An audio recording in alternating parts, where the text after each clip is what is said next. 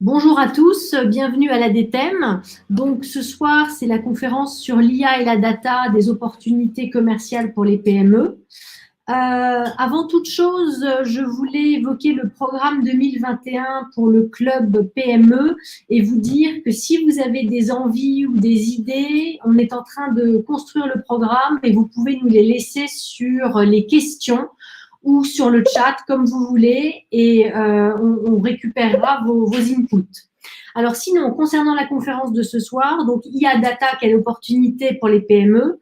En quelques mots, en gros, il y a toujours eu beaucoup d'excès quand on parle de l'IA et de la data, surtout de l'IA.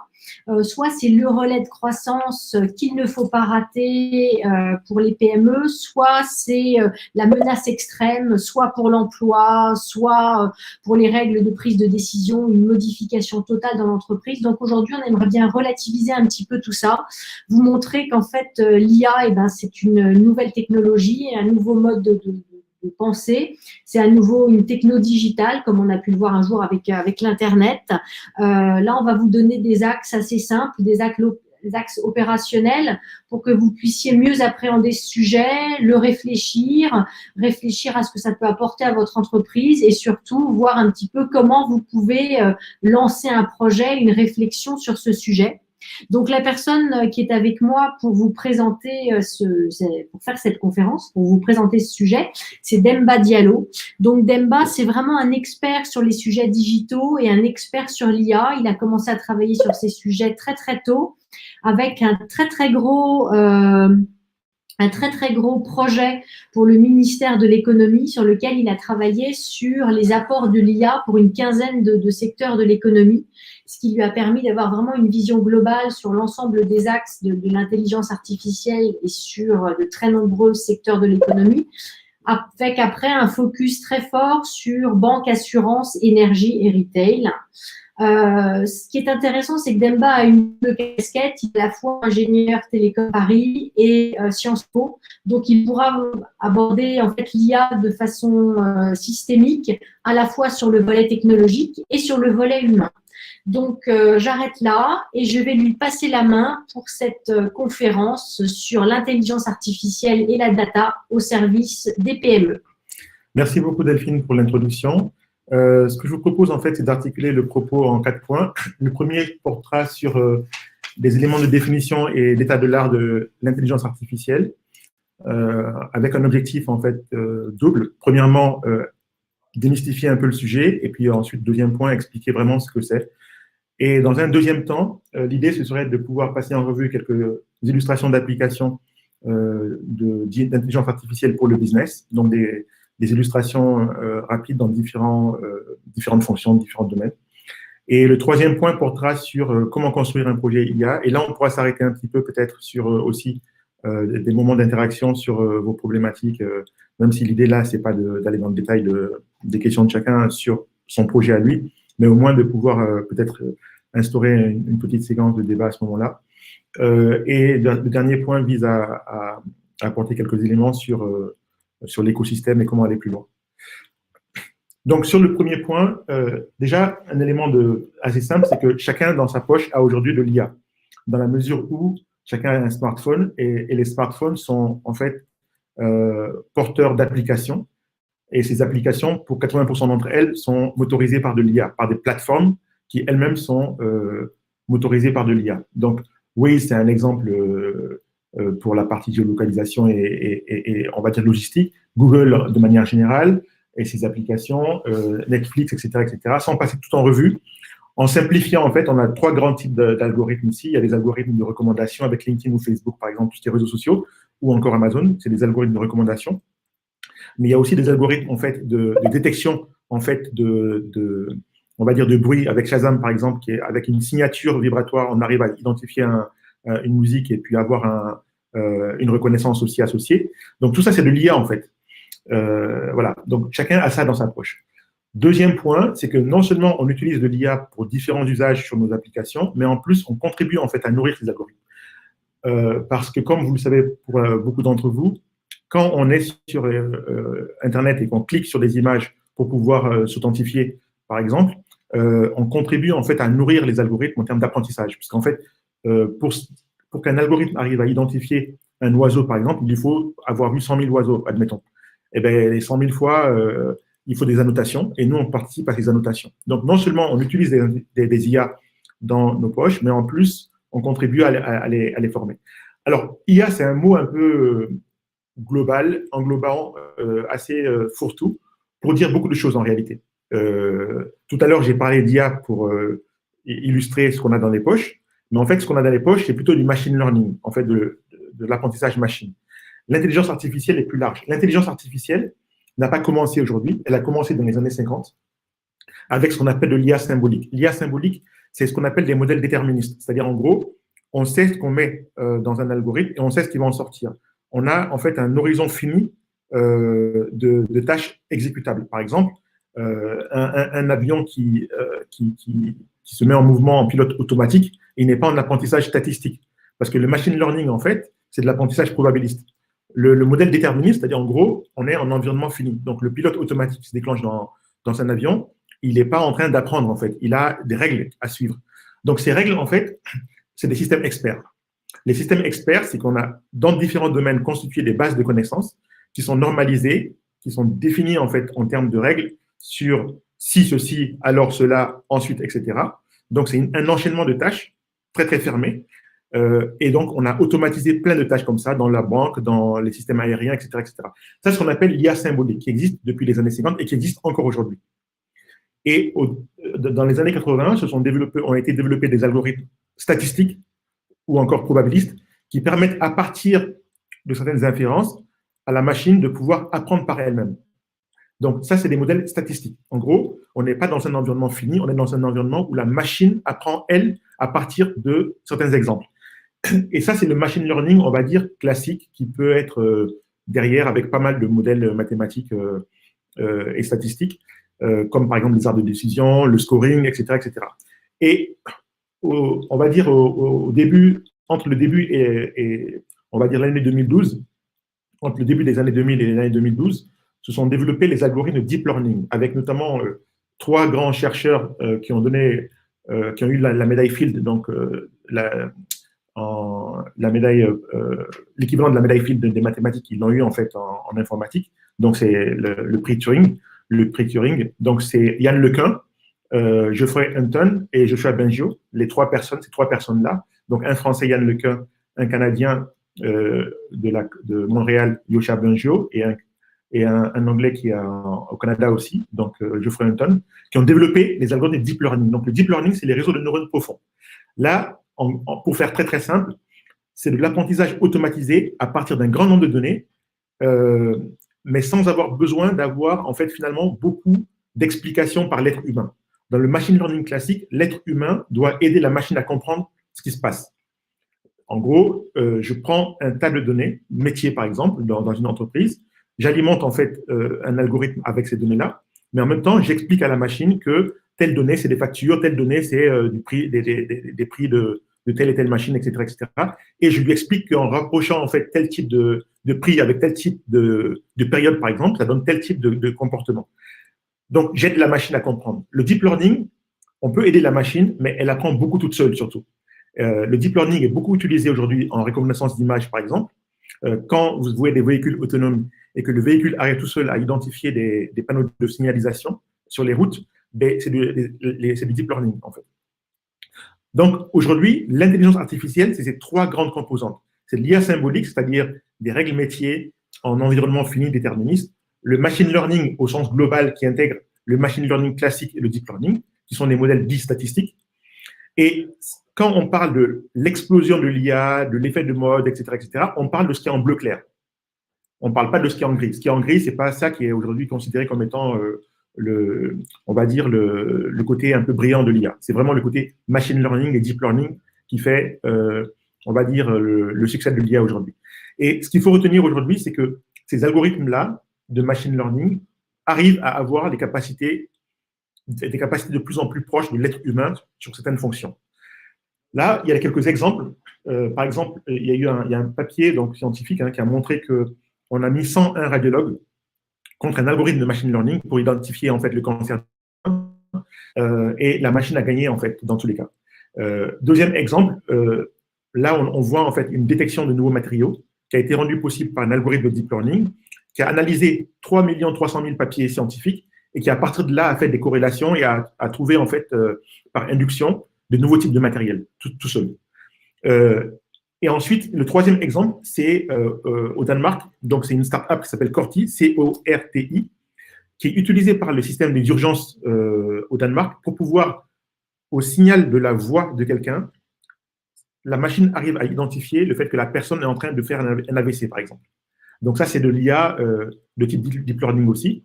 Et chacun a entendu parler de AlphaGo et de DeepGo, donc l'algorithme de DeepMind, DeepMind qui est la filiale de machine learning très avancée de Google, qui a battu en fait au jeu de Go les joueurs les plus réputés au monde. Et la semaine dernière, il y a un nouveau résultat qui est sorti de DeepMind, c'est qu'ils sont parvenus en fait à expliquer des éléments très très difficiles à comprendre pour la communauté scientifique jusque-là sur les protéines en fait. Donc ça c'est DeepMind. Et dernier exemple, ben, c'est toujours DeepMind sur la défaite du meilleur joueur de Go au monde. Ça, c'est des exemples impressionnants, mais là, vous avez aussi des exemples impressionnants qui sont beaucoup plus simples à comprendre parce qu'ils sont du quotidien. La voiture autonome. La voiture autonome qui est ici, c'est Renault, en fait. Hein. C'est Renault qui a un département entier aujourd'hui sur les véhicules autonomes. Après, donc, Google et tous les autres qui ont lancé des initiatives sur le sujet. FedEx, qui aujourd'hui teste des drones en livraison autonome. Après que Amazon soit lancé sur le sujet, et beaucoup de compagnies aujourd'hui sont sur le sujet de la livraison automatisée de colis. Et tout ça, c'est à partir d'intelligence artificielle. Donc aujourd'hui, dès aujourd'hui, l'IA de type machine learning améliore déjà de nombreuses activités humaines. Donc, il y a des activités qui sont plus ou moins, on va dire, menacées ou au contraire augmentées, améliorées par de l'intelligence artificielle.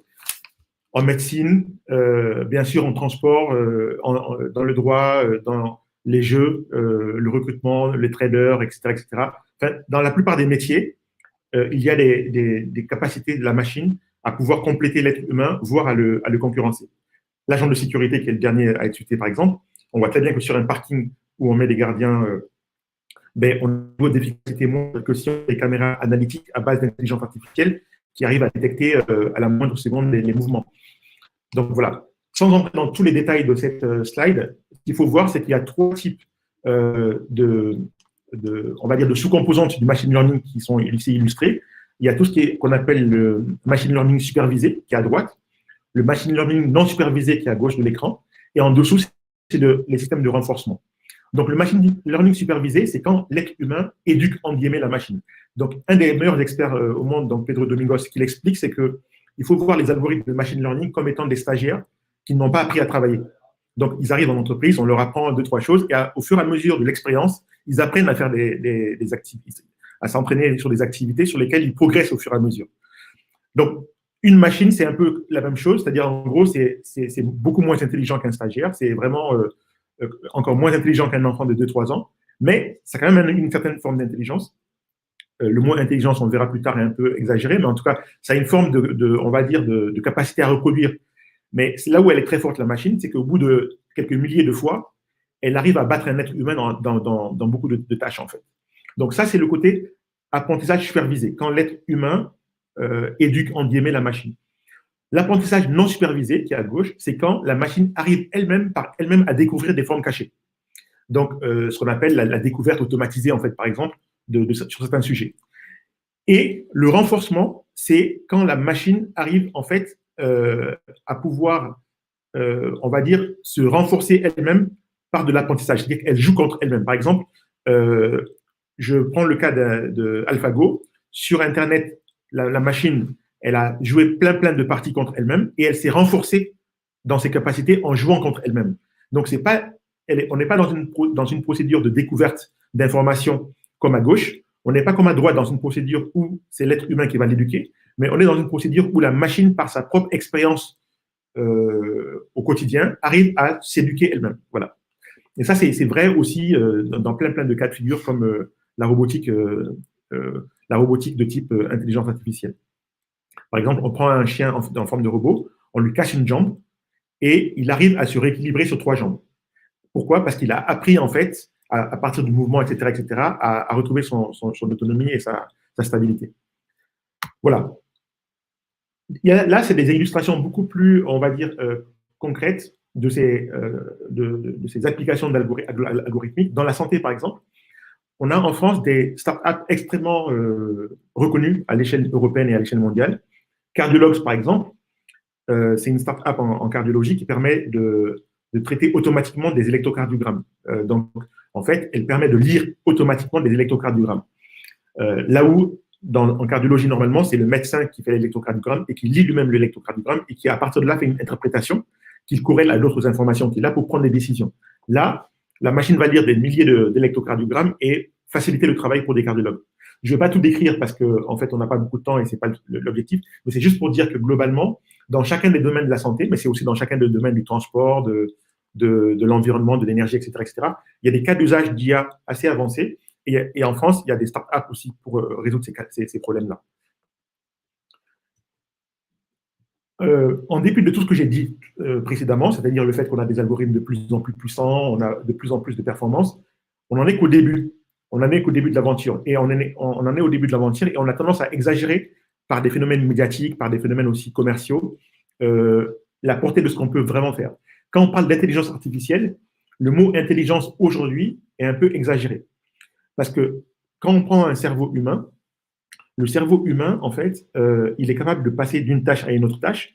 Il n'est pas bon que dans une fonction. Aujourd'hui, un algorithme d'intelligence artificielle, il est bon dans une fonction. C'est-à-dire qu'en gros, on va lui apprendre, à partir de beaucoup d'exemples, à être très, très bon dans la reconnaissance de cancer du sein, comme je l'ai dit tout à l'heure, sur un des exemples. Mais ce même algorithme, il ne va pas pouvoir avoir la sensibilité musicale. Il ne va pas pouvoir, par exemple, savoir faire de la géolocalisation, etc. Donc, il va être très, très spécialisé. L'être humain est très général, très généraliste. Il a une capacité à généraliser les… voilà. Et puis, donc, du coup, là, ce que vous voyez sur la gauche, c'est un raccourci, c'est une représentation simplifiée des théories de l'intelligence proposées par Howard Gardner, qui dit qu'en gros, l'être humain, c'est une pluralité de formes d'intelligence. On ne peut pas le résumer à un type d'intelligence qui, en général, avec l'IA, est plutôt une intelligence de type mathématique, finalement. Là où l'intelligence humaine a beaucoup d'autres aspects. Autre élément qui fait que l'IA aujourd'hui est assez limitée, c'est le temps d'apprentissage et l'énergie que ça prend. Aujourd'hui, ce qu'il faut voir, c'est que le cerveau humain, il ne consomme pas beaucoup d'énergie. Il ne pèse pas beaucoup, il doit peser peut-être 2,5 kg, quelque chose comme ça. Et il économise, enfin, et il est très, très performant avec très peu de consommation d'énergie. Les algorithmes d'intelligence artificielle consomment beaucoup d'énergie et ont besoin de beaucoup de temps pour pouvoir apprendre, en fait. Après, une fois qu'ils sont appris, ils sont très performants, mais ça prend beaucoup de temps. Donc, moins performants que le cerveau humain. Deuxième aspect, c'est que, en fait, ces algorithmes-là ont une complexité en ce qu'on appelle le transfer learning. C'est-à-dire que quand, en tant qu'être humain, on nous apprend une tâche, par exemple, on apprend, par exemple, dans un jeu collectif, comme le basketball, à faire des passes, etc. Si on veut se mettre au volleyball, on va pouvoir transférer quelques règles, se dire, ben, tiens, c'est un jeu collectif, il y a peut-être tel type de coordination qu'il faut que j'ai, etc. C'est vrai aussi, si par exemple je suis en train de faire une tâche au travail sur, par exemple, la reconnaissance je reprends mon exemple de facture et de raison par rapport à l'empilement des factures et à la variation des prix, sans avoir besoin de faire beaucoup de calculs, je peux me faire une opinion en échangeant avec 2-3 personnes et en généralisant après d'un secteur à un autre pour me dire l'industrie du jouet, ça ne va pas être la même chose que l'industrie de la musique, par exemple, ou l'industrie de autre chose. La machine, elle ne sait pas faire ça. Elle ne sait pas transférer de l'information rapidement d'un secteur ou d'une activité à une autre activité. C'est ce qu'on appelle le transfer learning. C'est un sujet de recherche. Donc, c'est un sujet de recherche, ça avance, mais ce n'est pas aussi simple que ça. L'explicabilité, c'est aussi un aspect de limite de la machine, au sens où on arrive à trouver des résultats avec de l'intelligence artificielle sans qu'on arrive à comprendre pourquoi on arrive à trouver ces résultats-là. Alors que l'être humain, il sait expliquer son raisonnement, même si son raisonnement est biaisé, il sait l'expliquer. Les machines ont du mal à coopérer aussi, contrairement aux êtres humains. Et puis, bien sûr, elles n'ont pas de sensibilité, d'émotion, etc. Et un point très, très important, c'est l'incapacité de la machine à théoriser par elle-même sans avoir de données. Einstein n'a pas eu besoin d'avoir des milliards de données pour proposer la théorie de la relativité générale des restreintes. En fait, il y a une partie d'intuition en fait, chez l'être humain. Bien sûr, il y a aussi l'expérience, il y a aussi le savoir scolaire et académique, mais cette intuition et tout ça, et le savoir formel lié lui permettent d'extrapoler en fait des propositions de théorie, de créativité que la machine ne sait pas faire par elle-même. Elle ne sait pas inférer une théorie sans avoir beaucoup de données. Et en fin de compte, l'intelligence humaine est une intelligence dite générale, là où la machine a une intelligence spécifique, fonctionnelle et réduite. Donc, aujourd'hui, Yann Lequin, par exemple, le grand chercheur français en IA, qui est chez Facebook, en charge de l'IA chez Facebook, lui, ce qu'il dit, c'est que la machine aujourd'hui est même loin d'avoir l'intelligence d'un rat. Pourtant, le même Yann Lequin, il dit que il ne fait aucun doute pour moi que les machines arriveront tôt ou tard à des niveaux d'intelligence aussi performants et générales que les humains et probablement nous dépasseront assez vite. Ça, c'est le point de vue général de la communauté scientifique, c'est-à-dire c'est le point de vue majoritaire, on va dire, de la communauté scientifique, le fait que la machine, à un moment donné, va dépasser l'être humain dans les fonctions cognitives. Mais on n'en est pas encore là. Là, maintenant, après cette introduction, à moins que, je ne sais pas si on prendra les questions à la fin, ouais. On peut passer à quelques exemples d'applications dans le business. Déjà, ce qu'il faut voir, c'est que finalement, l'IA, pour continuer à démystifier, c'est principalement en fait de la classification. En gros, c'est par exemple, j'ai un ensemble de points, beaucoup de données, et je veux savoir distinguer des populations avec des types de comportements. Donc, je veux soit pouvoir faire de la classification, soit du clustering, par exemple. Ça me permet d'isoler des types de populations qui ont des comportements différents. Ça peut être appliqué en marketing, dans plein de domaines. Hein. Je peux avoir des groupes de populations, etc. Les arbres de décision, c'est par exemple, demain, est-ce qu'il va pleuvoir ou pas? S'il pleut, qu'est-ce que ça veut dire, etc., etc. C'est un arbre de décision. Donc, on peut l'utiliser même à l'échelle humaine, mais la machine arrive à le faire avec beaucoup de données. Donc, finalement, cette slide, c'est juste pour montrer qu'il y a beaucoup de modèles mathématiques derrière, en fait, et statistiques derrière l'IA, qui sont appliqués derrière dans des cas business. Là, cette slide, ce qu'elle montre, c'est qu'aujourd'hui, il y a deux choses. Premièrement, c'est que quand on est une entreprise, on a deux types d'informations. On a des données dites chaudes et des données dites froides. Les données chaudes, c'est les données contextuelles. Par exemple, justement, la météo, le comportement des consommateurs, est-ce qu'ils entrent dans le magasin à telle heure, etc., la journée. C'est les aspects aussi de saisonnalité, etc., etc. Des critères à la fois comportementaux, mais des critères aussi contextuels, mais aussi parfois des critères techniques. Par exemple, quand j'ai des machines aussi qui entrent dans le processus dont il s'agit, etc., etc. Ça, c'est mes données, on va dire, chaudes, qui sont des données, on va dire, relativement contextuelles. Et les données froides, c'est les données qui sont stockées dans les systèmes d'information, de CRM, d'analytics en général, de marketing, de logistique, etc., etc. Donc, déjà, la première chose, c'est que l'IA ne va pas fonctionner toute seule. Les algorithmes ont besoin de données. Donc, ces données-là sont fournies soit parce qu'elles sont stockées quelque part, soit parce qu'elles sont récupérées sur des sources ouvertes, soit parce qu'elles sont récupérées sur des capteurs, par exemple, machines et autres, et après, elles sont concaténées, analysées, et c'est après que l'IA peut faire son travail. Et derrière, si on prend le cas, par exemple, à droite de la partie découverte client, à partir de ces données-là, je peux pouvoir améliorer ce que je propose à des clients, soit en comprenant mieux leur comportement achat, soit en arrivant à inférer des nouveaux types de comportements, de nouveaux types de clients que je n'avais pas imaginés. Donc, je peux faire du clustering là avec des nouveaux groupes que je peux segmenter, etc. De manière synthétique, ce qu'il faut voir, c'est qu'aux États-Unis, on estime que 40% des entreprises ont utilisé du machine learning, utilisent du machine learning pour améliorer leur processus de sales and marketing. 40%, c'est quand même beaucoup. Et on estime que ces 40% arrivent à accroître, on va dire, la vente de nouveaux produits d'un facteur de 10% par rapport grâce à cette introduction de l'intelligence artificielle. Et de manière plus précise encore, si on prend des cas d'usage en France, là, c'est une illustration de oui SNCF avec une start-up qui est très connue en France qui s'appelle TimeCruise. C'est une start-up qui a été créée par notamment un normalien, un mathématicien B6. Donc, avec la SNCF, ce qu'ils ont essayé de faire, c'est d'améliorer l'efficacité des stratégies d'email marketing et de manière générale les campagnes de mail marketing.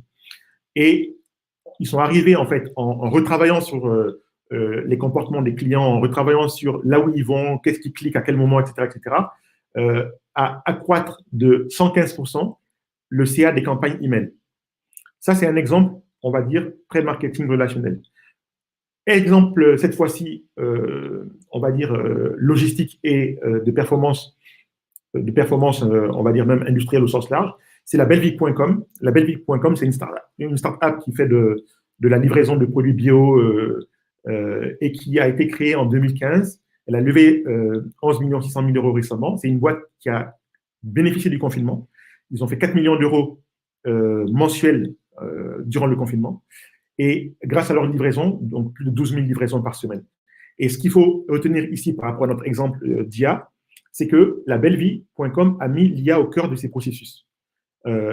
Parce que justement, ils ont besoin d'avoir, pour pouvoir assurer leur promesse de délivrer au plus vite avec une segmentation client hyper fine et avec une capacité en fait à garantir la fraîcheur des produits à température constante, etc., ils ont pu en fait intégrer de l'IA et il y a même un docteur en intelligence artificielle qui fait partie de leurs équipes. Donc ça, c'est un exemple concret. Autre exemple, c'est cette fois-ci sur donc une entreprise portugaise de fabrication d'œufs. Et donc, il s'appelle Ricard Grandra. Ils ont travaillé avec Capgemini et Simax, qui est une boîte, on va dire, de reconnaissance optique, pour pouvoir introduire de l'intelligence artificielle dans leur processus de détection de la bonne qualité des œufs. En fait, comme vous le savez, quand on regarde les œufs d'un point de vue industriel, il y a des catégories A, B, C, etc. Les œufs propres à la consommation à être vendus dans les supermarchés et autres, et puis les œufs à la consommation directe, je veux dire, et puis les œufs propres à la consommation indirecte qu'on va vendre à d'autres industries. Et grâce à l'introduction de l'intelligence artificielle, ils arrivent à gagner 1% sur la qualité des œufs. 1% par an, ça équivaut à 1 800 000 œufs redressés en fait dans les bonnes catégories. Grâce finalement à ce qu'ils appellent le mirage, en fait, c'est de l'inspection visuelle, c'est-à-dire que les caméras arrivent à balayer en fait les œufs à très très grande vitesse et à identifier rapidement celles qui sont sales, mais qui sont de bonne qualité, celles qui sont de moins bonne qualité, etc., à les catégoriser. Donc, il y a 36 œufs qui sont passés en revue en quelques millisecondes. Maintenant, tous ces exemples-là qui sont très différents ont pour objectif de montrer qu'on est vraiment sur la vie concrète quand on parle de machine learning dans différents secteurs, comme je l'ai montré, dans la santé, dans la grande distribution, dans l'industrie. Et ce qui est important maintenant, c'est la construction d'un projet IA qui, pour le coup, obéit à peu près aux mêmes règles où qu'on se situe. Là, vous avez un exemple de cas d'usage concret. Ça commence par là. C'est-à-dire que globalement, j'ai d'abord un problème à résoudre. Je ne commence pas par me dire, je veux pouvoir utiliser de l'IA. Je commence par me dire, j'ai un problème à résoudre, peu importe que ce soit de l'IA ou autre chose qui me permette de résoudre ce problème-là. Il se trouve que, par exemple, là, Monoprix, le problème qu'ils avaient, ou qu'ils ont toujours d'ailleurs, c'est ce qu'on appelle la démarque inconnue dans le monde de la grande distribution, de la distribution, du retail. La démarque inconnue, ça peut être à la fois des vols, ça peut être des produits non identifiés, etc., etc. Mais eux, ils ont identifié qu'il y avait quand même pas mal de vols dans leur magasin. Donc, la démarque inconnue représente 45 000 euros par an pour un magasin de 450 mètres carrés. Et Vision, qui est une start-up d'IA avec la reconnaissance optique, donc avec la détection d'images, leur a proposé un cas d'usage pour essayer de craquer ce problème de vol. L'idée, ça a été de pouvoir installer des caméras dans des magasins, de pouvoir mettre les caméras dans les bonnes zones, etc., et de pouvoir, à partir des images captées, faire un traitement d'images automatisé et envoyer en fait automatiquement aux vigiles les bonnes images des risques en fait de vol. Et là, ils ont pu détecter dans ce cas d'usage-là 58 vols détectés sur le temps de l'expérimentation. Sachant qu'en fait, l'expérimentation a duré 2 mois. Donc, vous voyez, 58 vols sur 2 mois, ça fait quand même pas mal de vols par jour. Et ce qu'il faut voir, c'est que le coût finalement du projet ramené au gain est finalement assez raisonnable. Donc, c'est comme pour n'importe quel cas d'usage, en fait, indépendamment de l'IA, c'est qu'on se pose la question d'abord de savoir qu'est-ce que je veux résoudre comme problème. Et à partir de là, une fois que j'arrive à savoir qu'est-ce que je veux résoudre, ben le reste des questions vient automatiquement ensuite. Donc, le premier point, qu'est-ce que je veux résoudre comme problème? C'est le premier point qui est à gauche, la définition d'enjeu objectif. Ce qui n'est pas lié à l'IA, parce que peut-être que si je veux aborder la question de la démarque inconnue ou un autre type de problème, on va se rendre compte que la solution n'est pas forcément de l'IA, c'est peut-être autre chose que de l'IA. Là, on va faire l'hypothèse que c'est de l'IA à la solution. Donc, on définit les enjeux, les objectifs qui correspondent à un cas d'usage, et après, on va qualifier ce cas d'usage. Qualifier ce cas d'usage, ça veut dire que je vais pouvoir entrer dans un processus pour comprendre, en fait, les différents indicateurs que je vais pouvoir craquer. Et à partir de là, de ces deux premiers points, cas d'usage et qualifié, précédé d'enjeu et d'objectifs assez clairs, je vais pouvoir entrer dans la collecte de données.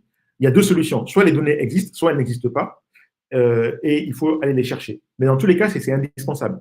Une fois que ces données sont collectées, il faut que j'arrive dans une quatrième étape, qui est la préparation des données. C'est-à-dire qu'en gros, avant d'arriver à la phase d'IA, j'ai besoin de pouvoir avoir des données qui soient à peu près propres. C'est-à-dire qu'il faut que je sache classifier mes données par rapport à ce qu'on appelle le featuring. Le featuring, c'est quelles sont les variables les plus significatives que je vais pouvoir mettre en avant par rapport aux questions que je me pose. Parce que ce processus-là, en fait, va me permettre après de faire de la modélisation. Et c'est quand j'entre dans la modélisation que je suis dans de l'IA, en fait. Et une fois que la modélisation est faite, la modélisation, elle peut être faite justement à partir sur différents types d'algorithmes. Et après, j'entre dans une plateforme, quelle qu'elle soit, de machine learning dans laquelle je vais faire mon apprentissage. Et après, il y a un point qui est important, c'est de pouvoir faire du monitoring sur l'apprentissage, c'est-à-dire de pouvoir vérifier que le modèle que je mets en place dans l'algorithme et dans la plateforme ne dérive pas trop par rapport au… En gros, dans 6 mois, si j'ai des données fraîches, j'ai des phénomènes différents, il faut que j'arrive à pouvoir corriger un petit peu les choses pour ne pas avoir de mauvaises interprétations par la machine. Ce qui est très important à comprendre en termes de projet IA, c'est que c'est d'abord un travail d'équipe. On a tendance à croire qu'un projet d'IA, c'est beaucoup de techniques et beaucoup de data scientists. En fait, ce n'est pas le cas. C'est-à-dire qu'il y a d'abord besoin de beaucoup d'expertise métier, beaucoup de capacité à bien spécifier les problèmes. Et après, je construis mon équipe qui doit être une équipe vraiment bien mixte, qui contienne à la fois, bien sûr, l'expertise métier, des data scientists, mais aussi ce qu'on appelle les data ops, c'est-à-dire en gros des gens qui sont en charge de pouvoir faire en sorte que côté IT, mon expérimentation IA soit vraiment mise en œuvre de manière efficace. Donc ça, c'est vraiment les 3 composantes de mon projet, avec une bonne direction de projet qui soit en capacité de comprendre tout ce qu'il y a derrière ces sujets-là. Pour aller plus loin, il y a plusieurs choses. Il y a 2 grands écosystèmes de l'IA en France. Il y en a un qui s'appelle France IA, qui est une sous-composante de France Digital. Et il y a le Hub France IA, qui est aussi un autre écosystème. Et donc, voilà. Et par rapport à ça, on compte à peu près 500 startups de l'IA en France aujourd'hui. Les chiffres varient, mais en gros, on va dire que l'ordre de grandeur, c'est entre 300 et 500. La France est le 2e pays ou le 3e pays en Europe à plus forte performance IA. Donc, on a un écosystème qui est très large, qui couvre tous les secteurs. Et donc, il y a de quoi faire. Et après, il faut savoir, bien sûr, se faire accompagner dans cet écosystème qui est assez large pour savoir s'y retrouver. Merci beaucoup. Alors, moi, j'ai quelques questions, Bemba. Tu as beaucoup parlé de reconnaissance optique dans tout ton discours.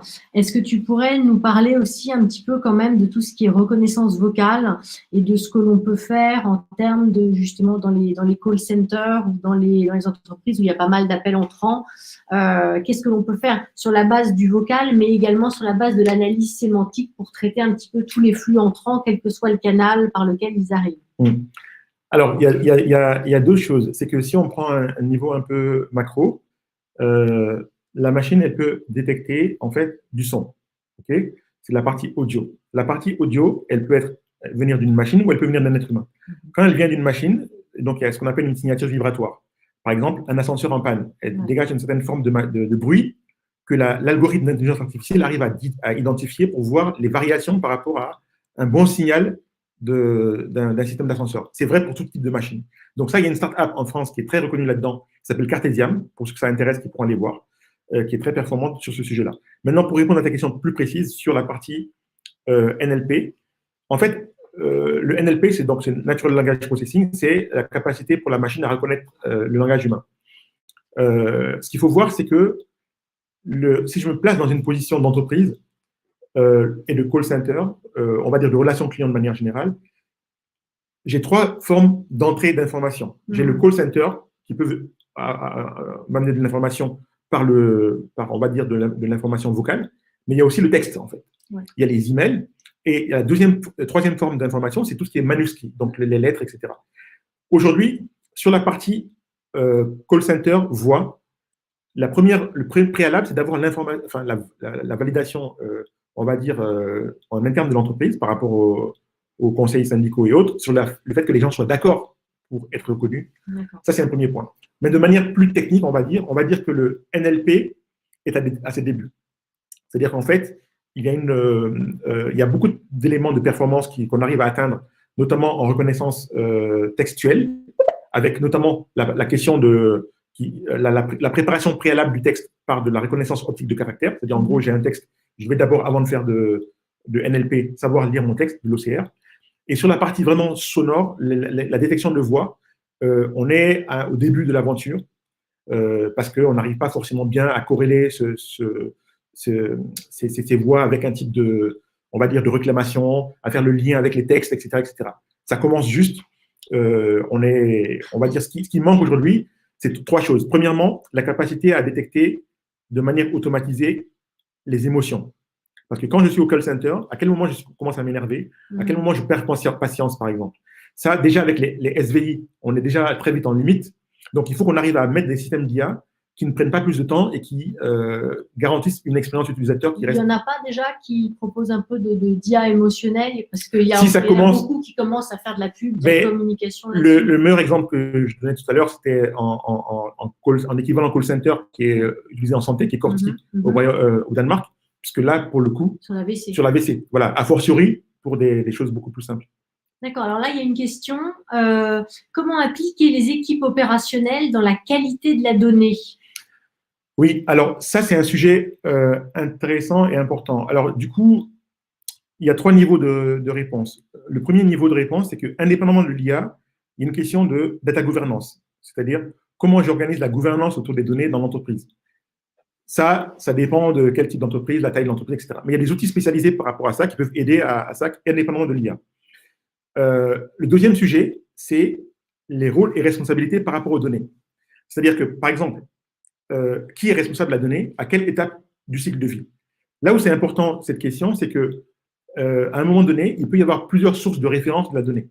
Je peux avoir une même donnée qui se retrouve dans plusieurs bases de données, plusieurs applications, et la question, c'est laquelle fait référence. Et donc, qui derrière peut m'assurer qu'elle fait référence et qui est le garant de sa tenue à jour, etc., etc. Donc, ça veut dire qu'il faut quand même documenter un minimum les process en termes de qualité de données. Mais là, l'IA peut aider. L'IA peut aider parce qu'en fait, il y a des systèmes qui permettent de faire automatiquement la découverte de données manquantes, de données partielles, de données, on va dire, incohérentes. Et par ailleurs, l'IA permet, à partir d'un nombre de données finalement assez faible, mais d'assez bonne qualité, d'extrapoler par rapport à des trous, en fait. Mais il y a quand même effectivement des sujets de data governance qui sont parfois corrélés à des projets d'IA.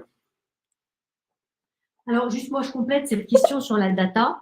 Est-ce que tout à l'heure, tu as dit qu'il fallait aller chercher la data quand, entre guillemets, quand on n'en avait pas? Est-ce que tu as des pistes, effectivement, de l'open data? Qu'est-ce qu'on peut aller chercher comme type de données et où est-ce qu'on peut aller la chercher? En fait, aujourd'hui, il y a beaucoup de données qui sont disponibles, en fait, énormément de données qui sont disponibles sous on va dire finalement sous trois grandes formes. Là, je ne parle pas des données internes à l'entreprise, qui bien sûr sont disponibles, mais il y a des données externes à l'entreprise qu'on peut soit acheter, donc c'est des bases de données, c'est assez classique, soit qu'on peut avoir un Open API. Donc, Open API, ça veut dire que globalement, j'ai la capacité à mettre mes bases de données en interface avec des bases de données externes et j'ai un modèle économique en fonction de la consommation en flux que j'ai de ces données-là qui est plus ou moins favorable en fonction des données que je consomme. Et le troisième truc, c'est ce qu'on appelle les données ouvertes. Les données ouvertes, on va dire gratuites, qui sont soit liées à l'open data, soit que je peux récupérer finalement par des capteurs passifs, par exemple, qui sont notamment des machines. Alors, il y a une question intéressante, c'est en gros, comment rassurer les personnes impactées que l'IA est une opportunité. Quand on parle du commercial augmenté, où on se dit, oula, mon poste va disparaître. Comment est-ce qu'on peut les rassurer? Comme quoi, c'est pas un risque de réduire toutes les actions humaines, etc. Est-ce que tu peux illustrer ça par un exemple? Oui, c'est vrai que ça, c'est un facteur clé de conduite du changement. Ce qui est important, en fait, c'est que sur la partie conduite du changement, c'est trois choses. Premièrement, ne pas faire des projets IA avec une annonce qui est celle de la productivité à tout craint. Parce que si on commence à dire que l'IA, ça va être pour gagner des ETP, c'est sûr que les gens qui sont derrière ne vont pas forcément aider le projet.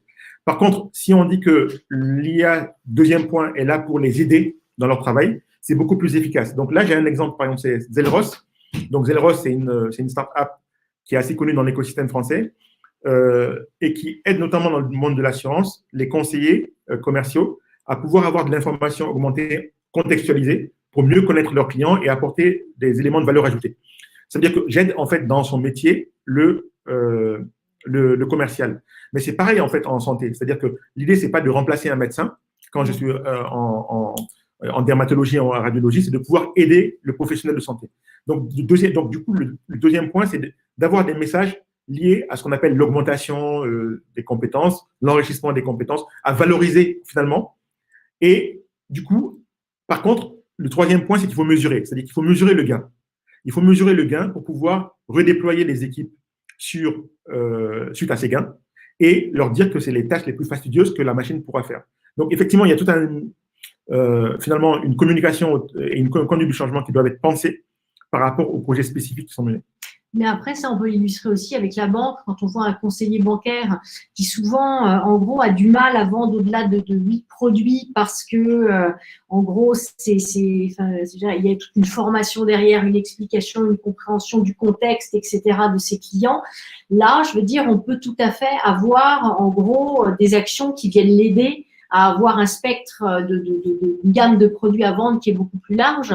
Et par contre, moi là-dessus, ce qui est super important, je rebondis sur ce que tu as dit, c'est-à-dire qu'il faut que derrière, toutes les règles aussi de RH liées à la productivité des gens, liées à leur succès, à la façon de les évaluer, etc., évoluent aussi en fonction de l'apport de l'IA. Parce qu'un commercial augmenté, tu ne vas pas forcément l'évaluer de la même façon qu'un commercial tout court. C'est-à-dire qu'il a des outils nouveaux entre les mains, il va potentiellement avoir peut-être plus de challenge, la prise de décision peut être différente. Donc, je pense qu'il y a aussi tout ce volet qui est super important à voir. Et à ce volet-là, on peut rajouter une grosse composante d'éthique, en fait. Ce qu'on appelle l'IA et l'éthique. Parce que dans tout ce que tu viens de dire, effectivement, si je prends le cas des RH, par exemple, il y a une expérience qui a été menée chez Amazon qui a consisté, parce qu'ils reçoivent énormément de CV, c'est une des boîtes qui reçoit le plus de CV au monde. Et donc, ils ont essayé de remplacer les gens qui font le tri des CV par un algorithme d'intelligence artificielle. L'histoire est assez connue. Ce qui s'est passé, c'est que l'IA n'a proposé au recrutement que des hommes. Et parce que, en fait, l'IA, elle est bête, en fait. Elle réplique des comportements humains. Puisqu'elle a appris, à travers les exemples au travers desquels elle a été formée, que chez Amazon, finalement, on recrute surtout beaucoup d'hommes. En fait, dans les fonctions, en l'occurrence, qui étaient visées, qui étaient des fonctions techniques. Du coup, les femmes ont été discriminées par la machine. Et ça se voit dans beaucoup d'autres aspects. Les femmes sont discriminées, les minorités aux États-Unis sont discriminées aussi pour d'autres raisons, etc., etc. Donc, c'est bien que quand on apprend à la machine, on lui apprend avec ses erreurs et ses biais. Et donc, c'est là où, même y compris au niveau commercial et marketing, c'est important. Parce que si on n'a pas des très bons réflexes, en fait, en éduquant la machine, ben, la machine va dériver, en fait. Donc, il y a une question, alors c'est peut-être, en fait, c'est assez lié. Une autre question qui est, est-ce que tu as rencontré des cas où l'intelligence artificielle n'est pas intéressante? Alors, c'est assez vaste. C'est-à-dire, en gros, des cas, peut-être, si on prend un peu ta démarche, des use cases où on se disait, ça, l'IA pourra faire quelque chose, et en fait, on se rend compte que ça n'apporte rien. Oui, en fait, tout à fait. Il y a des cas où ça revient finalement à la définition du cas d'usage que j'ai donné tout à l'heure. C'est-à-dire, en fait, il y a pas mal d'effets de mode dans l'IA, c'est comme dans d'autres domaines de la technologie, où le management se pose la question de faire un projet dans l'IA, par exemple, ou dans d'autres domaines, avant de trouver un cas d'usage concret. Et donc là, la plupart des cas, on est proche de l'échec.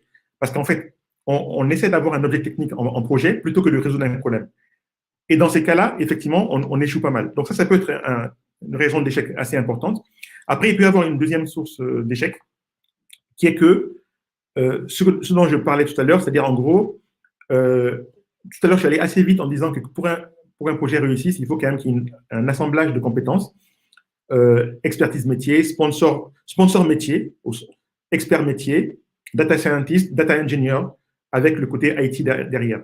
Et il arrive, moi j'ai vécu un cas, notamment, où un projet a mis 2-3 mois à être développé en expérimentation IA et il fonctionnait très très bien. Par contre, côté SI, il a mis 1 an et il n'a jamais marché. Pourquoi? Parce que côté SI, il n'y avait pas les compétences, il y avait un blocage culturel, il y avait un blocage aussi politique et ça a été un échec total. Le même projet a été repris plus tard avec les bonnes personnes et ça a été un succès. En 10 semaines, le projet est sorti. C'est-à-dire qu'il a été totalement redesigné parce que, en fait, finalement, le projet antérieur avait été mal conçu, mal fait, pour des raisons finalement de mauvaise concordance entre, on va dire, la partie design du projet, côté expérimentation IA, la partie mise en production du projet côté IT. Donc, j'en profite pour faire la publicité de 2 solutions françaises qui sont très bonnes dans l'aide à ces continuums de l'expérimentation à la mise en prod. Dataiku, qui est assez connu, d'ailleurs, qui a levé pas mal d'argent récemment. Je pense que c'est plus de 100 millions d'euros. Et Sagi, qui est une très belle boîte aussi de data orchestration, qui a levé récemment 25 millions d'euros. Ce sont 2 boîtes françaises très bonnes dans cette capacité finalement à opérer, à aider les métiers et les équipes techniques à opérer en fait autour d'objets, soit un continuum entre le métier et l'IT. Mais ça suppose vraiment que les IT arrivent à monter aussi à niveau. Alors, oui, au niveau des projets, est-ce que tu as un peu… alors, la personne est tout à fait consciente que ça dépend du projet, mais est-ce que tu as un peu… Alors, on pourrait… des indications sur le timing, un budget mini, on pourrait potentiellement le dire déjà sur une expérimentation. Pour une première expérimentation, pour montrer que l'IA peut apporter quelque chose à une problématique, est-ce que… tu as un peu, justement, peut-être avec des acteurs du type Sagi ou Dataiku, est-ce que tu pourrais donner un peu du timing et du budget pour des estimations de timing et de budget pour mener à bien une expé? En fait, quand on regarde, c'est quoi les composantes de coût finalement? Les composantes de coût, il y en a 3 principalement. Il y a l'aspect le plus crucial en fait finalement, c'est pas la partie, c'est pas l'outillage technique, donc c'est pas la licence d'une plateforme, c'est pas non plus un algorithme d'open source qui est gratuit. C'est pas forcément les données parce que je les ai, etc. C'est vraiment la compétence, l'expertise. Ça, c'est un élément de coût. Deuxième élément de coût, c'est si je prends une solution externe, parce que ça peut me faciliter la vie dans certains cas, donc il y a un coût de licence. Et puis, il y a les autres coûts associés, donc les coûts on va dire, de pilotage de projet, etc. Mais globalement, si j'ai les bonnes compétences à disposition, je peux craquer un problème en une dizaine de jours, en fait. En une dizaine de jours, je peux tout à fait craquer un problème. Donc, finalement, si je donnais l'exemple de Sagi tout à l'heure, la plateforme française d'orchestration des données. Donc, Sagi, leur discours commercial, c'est que en quelques semaines, on est capable de sortir un projet d'IA. Et c'est vrai. C'est-à-dire que c'est vrai. C'est-à-dire qu'en fait, entre finalement 3 semaines et 3-4 mois, de manière générale, il faut qu'en 6 mois maximum, on ait fait du début à la fin du projet. Si ça dure trop, c'est qu'il y a quelque chose qui tourne pas rond. Parce qu'il n'y a pas besoin de mettre plus de 6 mois pour faire un projet d'IA qui soit intéressant. Bien sûr, à un moment donné, pour pouvoir… Là, je parle d'une expérimentation. Je ne parle pas d'un passage à l'échelle. Je ne parle pas d'une industrialisation. Mais pour une expérimentation qui soit significative et qui a des résultats probants, on peut dire de quelques semaines à maximum 4 à 6 mois. Ça, c'est en termes déjà de délai. Et en termes de charge, ben, ça dépend après des compétences, etc., etc. Mais globalement, on va dire que de quelques dizaines de milliers d'euros à maximum 100 000 euros, je peux faire quand même beaucoup de choses déjà. Alors, c'est bien, on est sur les cas d'usage. Je pense que ce qui peut être intéressant, comme là, on est quand même dans un groupe très marketing, c'est de voir un peu les 3 axes qui nous intéressent quand on fait du marketing-vente. C'est en gros le fait de capter des nouveaux clients, des nouvelles cibles, le fait d'augmenter le panier moyen d'un client existant, donc la fidélisation, et le fait justement de continuer cette fidélisation en limitant l'attrition. Tu vois ces 3 axes. Est-ce que tu peux nous dire un peu sur ces 3 axes, nouveaux clients, nouveaux marchés avec des nouveaux clusters, augmenter le panier moyen du client et puis le fidéliser, limiter le taux d'attrition. Comment est-ce que l'IA peut aider sur ces 3 axes-là? Ok. Je vais commencer par le dernier sur lequel j'ai travaillé récemment, donc c'est l'attrition. Du coup, l'attrition, en fait, c'est finalement comment je fais de la rétention client. comment j'évite qu'ils partent, les clients. Donc, ça suppose trois choses. Premièrement, ça suppose de pouvoir faire en fait d'identifier les clients qui sont le plus à risque en termes de probabilité de partir. Et après, deuxième point, ça suppose de mettre en place, d'identifier les stratégies qui permettent à ces clients-là de rester. Et troisième point, ça consiste à mettre en place ces stratégies-là, de les tester pour voir si elles sont efficaces. L'IA permet vraiment de faire ça, au sens où c'est des choses qu'on sait faire en télécom, qu'on sait faire en assurance. En assurance, ça commence. Donc, les projets d'attrition en santé individuelle, par exemple, en santé collective. Notamment, par exemple, là, il y a une loi qui vient de passer dans l'assurance qui est la résiliation infra-annuelle. Donc, maintenant, le fait qu'on puisse changer de mutuelle. Pareil, avant, avec la loi Hamon, c'était pareil sur les télécoms, etc. Donc, il y a pas mal d'industries où ça devient un must-have de pouvoir travailler sur l'attrition et l'IA aide puissamment à ça. Mais le plus important là-dedans, c'est pas à la limite le bout de la chaîne pour pouvoir travailler sur la modélisation et l'algorithmique de l'IA, c'est de pouvoir en amont bien travailler sur les données. C'est-à-dire la préparation des données qui est vraiment cruciale. 70 à 80% du travail va être là-dessus. Et c'est vrai pour les trois cas que tu as cités. Donc ça, c'est l'attrition. Vraiment, c'est l'IA est très probante en attrition. Ensuite, sur la partie fidélisation, on est chacun en fait témoin de la puissance des algorithmes d'IA déployés par Amazon. Parce que qu'on soit ou pas intéressé par Amazon du point de vue sociétal, si on reste vraiment sur la partie, on va dire, recommandation business, on voit qu'on est finalement entouré par eux, par les algorithmes d'Amazon, en termes de découverte, en termes de fidélisation par la découverte, en termes de mesures en permanence. En fait, si je résume un peu tout, ce qu'ils font, c'est trois choses. D'abord, ils mesurent tout en permanence. Et ça, c'est vrai pour toutes les grandes plateformes. Parce que la chance qu'on a quand on est digitalisé, c'est qu'on a les données sur tout. Donc, ils arrivent à tracer tous les événements qui sont liés à un client. La première chose qui est importante en fidélisation, c'est de pouvoir pas seulement satisfaire le client dans le fait de lui proposer des nouveaux produits ou des nouvelles offres, mais c'est de pouvoir identifier en anticipation ses points de frustration. Ce qui fait qu'on arrive à le rembourser plus vite que prévu, etc., etc., etc. Donc, tous ces points de mesure sont impossibles à être traités par des êtres humains. Donc, c'est les algorithmes d'IA qui permettent d'avoir 1 million de points sur Delphine quand elle est sur Amazon pour pouvoir avoir son profiling. Donc, ça, c'est vraiment le b.a.-ba. Et sur la recommandation, c'est un des éléments par rapport à ça. Troisième et dernier élément sur la partie fidélisation, c'est le fait de pouvoir faire du cross-sell, en fait. C'est-à-dire, en gros, le fait que Delphine, elle est intéressée par tel type de livre, je peux imaginer qu'elle est intéressée aussi par tel type de film, et j'en déduis, parce que j'arrive à acheter des données, qu'elle va être intéressée par tel type de produit, par ailleurs. Alors justement, je te coupe, et moi, je me suis toujours dit, quand je regarde, alors je ne sais pas si tu as la réponse, quand je regarde l'algorithme de Netflix versus l'algorithme d'Amazon, je trouve que l'algorithme d'Amazon est très moutonnier. C'est-à-dire, si j'achète un roman policier, il va me pousser uniquement des romans policiers. Alors que sur Netflix, il est beaucoup plus, justement, comme tu évoquais, en cross-sell. Est-ce que tu as des idées ou des explications possibles de pourquoi, enfin, qu'est-ce qui a été fait derrière pour que ce soit si différent, leurs algos?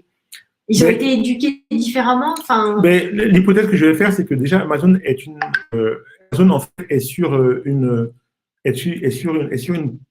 on va dire, un périmètre d'activité et une profondeur de marché sans commune mesure au niveau mondial. Donc, c'est déjà beaucoup plus compliqué d'avoir des centaines de millions de clients et des centaines de millions de marchandises, de corréler tout ça. Voilà. Donc, il y a l'immensité déjà qui est une première chose.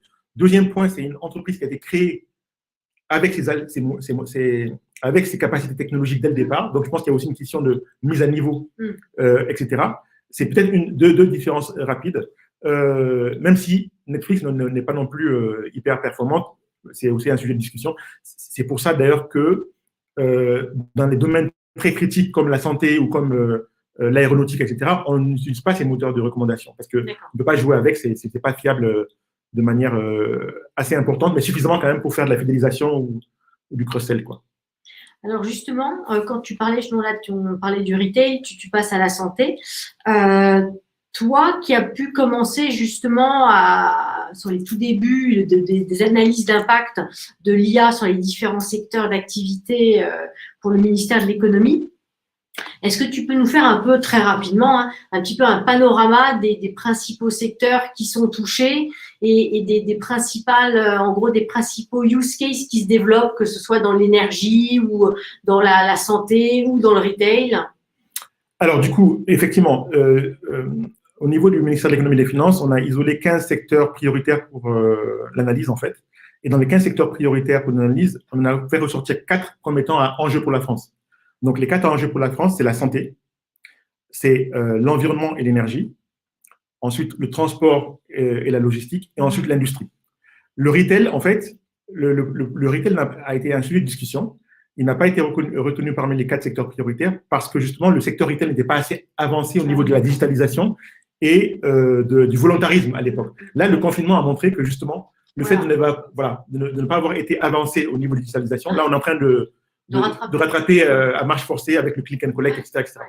Donc voilà, les 4 secteurs prioritaires, santé, énergie, environnement, transport, logistique et industrie. Dans ces 4 secteurs prioritaires, je ne vais pas prendre un exemple dans chacun, mais en synthèse, pourquoi ces 4 secteurs?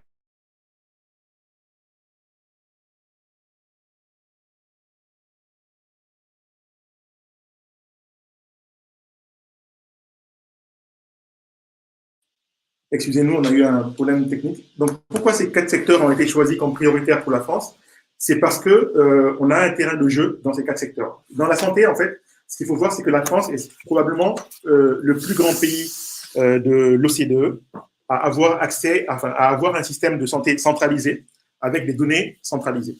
Et avec aussi toute une chaîne d'acteurs, plus de 100 000 médecins, etc., qui obéissent à un ministère de la Santé. Donc, tout ça fait qu'il y a une facilité à monter des projets de santé en France. Après, la difficulté, c'est que justement, c'est très siloté, très réglementé, etc., etc., etc.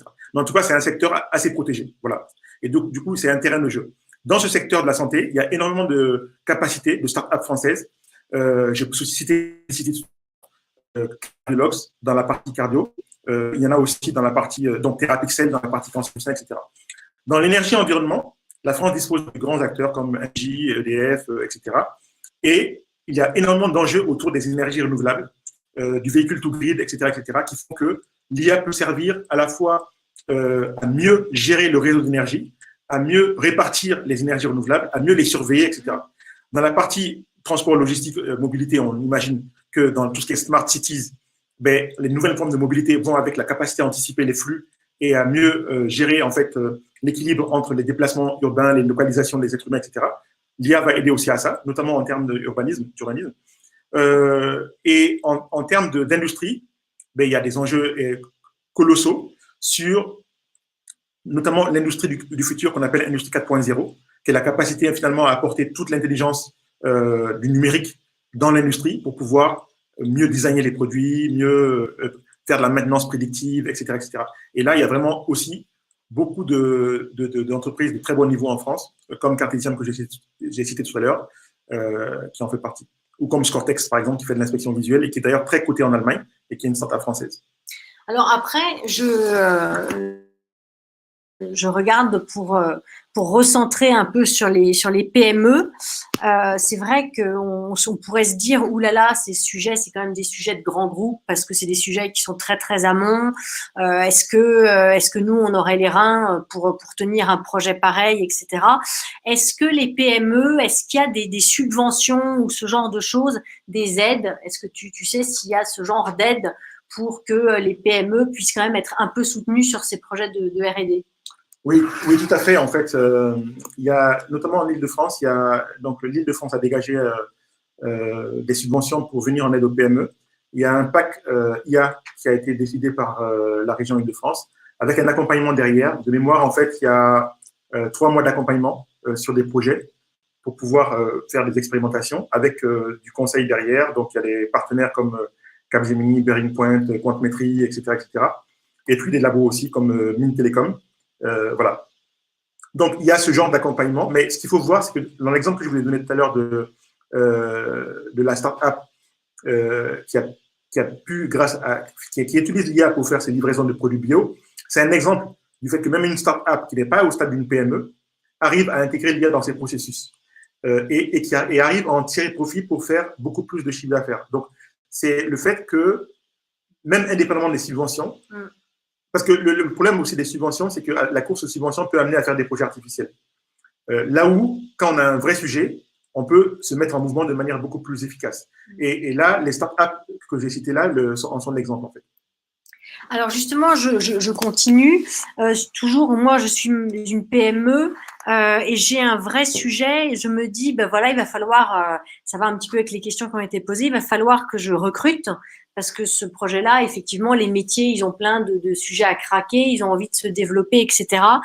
Pour concevoir mon équipe, qui je dois embaucher en premier? Si je dois commencer par un profil, un ou deux, parce que j'ai pas énormément de budget, voilà, je commence par qui? Comment je conçois mon équipe? Et je la rattache à qui? Alors, en fait, déjà, je la rattache à qui? Je la rattache aux décideurs. C'est-à-dire, en gros, il ne faut pas considérer l'IA comme un projet technique d'informaticien, etc.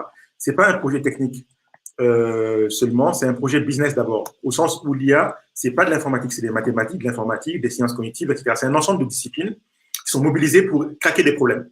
Ces problèmes-là, ils sont définis par les gens du métier. Donc, le sponsorship doit être métier et au niveau de top management. Ça, c'est au niveau du rattachement. Maintenant, au niveau de qui, il est important de ne pas aller bien en tête dans le recrutement. Parce qu'on ne sait même pas si l'IA va être profitable pour soi et à quel niveau elle va être profitable. Donc, avant d'engager des budgets de recrutement, je pense que la meilleure chose, c'est d'abord d'externaliser un maximum des choses. Mais par contre, il faut savoir les piloter. Ce qui veut dire que si il y a deux choses. Soit j'ai déjà quelqu'un en interne qui sait piloter des projets complexes, soit j'en ai pas. Si j'en ai pas, de toute façon, il m'en faudra. Parce que IA ou pas IA, j'ai besoin de quelqu'un pour piloter les projets complexes en interne. Et si j'en ai, il peut suivre des formations d'acculturation à l'IA, un peu rapides, pour comprendre un peu les principaux sujets et arriver à piloter une équipe externe, en fait, qui aiderait à craquer le problème en question. Ou une start-up, en fait. Voilà. D'accord, donc ça c'est vachement important ce que tu as dit, c'est que ça devait être rattaché au métier. Et qu'est-ce que tu dirais pour les PME qui ont peut-être un petit peu peur, alors peut-être un peu moins que les grands groupes, mais d'une collision avec les équipes IT, avec les équipes de la DSI, avec leur système existant? Est-ce que le fait d'avoir ce qu'on appelle toujours des legacy, ça peut être très perturbant pour un projet IA, ou est-ce qu'on peut être capable quand même de le construire un peu en parallèle? En fait, les legacy de l'IT peuvent être très pénalisants pour un projet digital en général, a fortiori pour un projet IA, pour différentes raisons. Raisons d'éléments de culture, etc., de systèmes, d'infrastructures, etc., etc. Donc, en fait, ça dépend du type d'industrie. Mais globalement, si on simplifie, j'ai deux cas de figure. J'ai un cas de figure où l'IA est critique dans mon processus, en fait. C'est le cas d'une entreprise que j'ai rencontrée, une PME industrielle, pour laquelle, en fait, l'IA a aidé à améliorer son processus industriel à tel point qu'elle en a fait un secret de fabrication. Cette capacité de l'IA à l'aider dans son processus industriel. Dans ce cas-là, ce n'est même pas un sujet d'IT. C'est vraiment un sujet métier qui a été pensé par le métier avec, bien sûr, ils ont fait appel à des compétences spécifiques qui ne sont même pas de l'IT. Mais après, pour pouvoir pérenniser ce type de sujet, il y a besoin de l'IT. Et là, c'est un fait managérial, c'est une décision managériale de pouvoir ancrer le sujet côté IT. Deuxième cas de figure qui est beaucoup plus compliqué, c'est que l'IA n'est pas critique, n'est pas jugée critique dans un processus donné, mais il peut apporter de la valeur ajoutée à discuter. C'est là où il est important de pouvoir avoir côté métier les bons éléments de définition du cas d'usage avec les bons indicateurs. Parce qu'à un moment donné, il y aura des arbitrages à faire et il va falloir pouvoir convaincre au niveau IT et embarquer. Et là, ça va être lié aux indicateurs. Mais il y a quand même un sujet IT qui se pose souvent sur ces sujets-là. Alors, juste, est-ce que, c'est vrai que c'est beaucoup plus difficile qu'en visuel pour interviewer la salle, mais est-ce que certains d'entre vous ont déjà lancé des projets IT chez des clients ou chez vous? Et où est-ce que vous en êtes? Où est-ce que vous avez des questions? Est-ce que vous vous posez des questions sur des problématiques assez spécifiques, etc. N'hésitez pas à le mettre même ou à lever la main dans le volet questions pour qu'on échange avec vous sur des cas peut-être plus spécifiques et plus concrets.